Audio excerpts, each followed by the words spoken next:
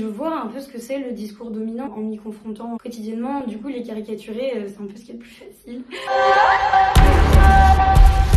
Je m'appelle Blanche, je joue en féminin et je suis illustratrice et autrice de bande dessinée. Instagram, c'est La Nuit Remue Paris.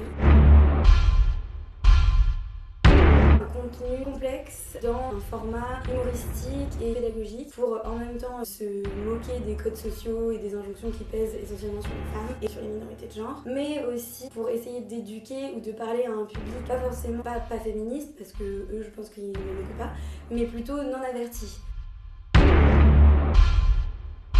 Je dessine depuis toute petite. J'ai toujours dessiné, j'ai toujours su que je voulais faire de la bande dessinée. Que mon père est vraiment fan, du coup on a une énorme collection à la maison. J'ai fait des études prépa ou mana et ensuite 2 ans d'école de bande dessinée. Et j'ai fait un cursus en fac de art, littérature et sociologie. J'ai jamais vraiment réussi à faire le choix entre essentiellement du dessin ou essentiellement de la théorie, de la réflexion, de la remise en question. Du coup j'ai fait l'un et l'autre et j'essaye de mixer les deux dans mes BD.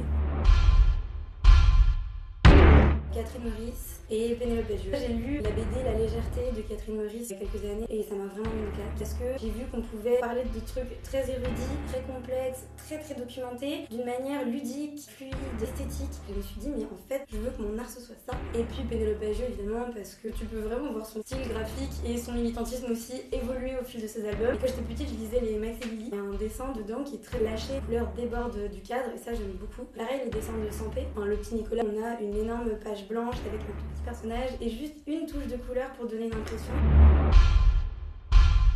Je suis féministe depuis toujours, je suis militante depuis plusieurs années, je militais avant les collages, je suis colleuse de rue avec le mouvement Collège Féministe Paris, dessiné les collereuses assez tôt dans l'année, vers octobre, un peu au début du mouvement. Elles ont bien aimé, elles l'ont repartagé. Mon dessin c'est aussi beaucoup militantisé, il l'était déjà mais il est devenu vraiment beaucoup plus. En fait moi j'arrive dans un monde de la BD post-MeToo, post-les culottés de Bagieux, ça change complètement la donne. J'ai un petit document sur mon téléphone où dès que j'ai un peu une idée de strip, je la note. Après, il y a des trucs complètement spontanés. Il se passe quelque chose et j'ai une envie vraiment irrépressible de réagir. Mon militantisme, il me quitte un peu jamais. Je vois un peu ce que c'est le discours dominant en m'y confrontant quotidiennement. Du coup, les caricaturer, c'est un peu ce qui est le plus facile. J'ai un projet de BD suivi sur le mouvement des collèges contre les féminicides. Pouvoir l'exposer peut-être dans des galeries spécialisées BD et illustration. Des gens repartir avec mes cadres. J'écris aussi. Si j'arrive à publier des ouvrages de bande dessinée et des écrits militants, j'aurai réussi.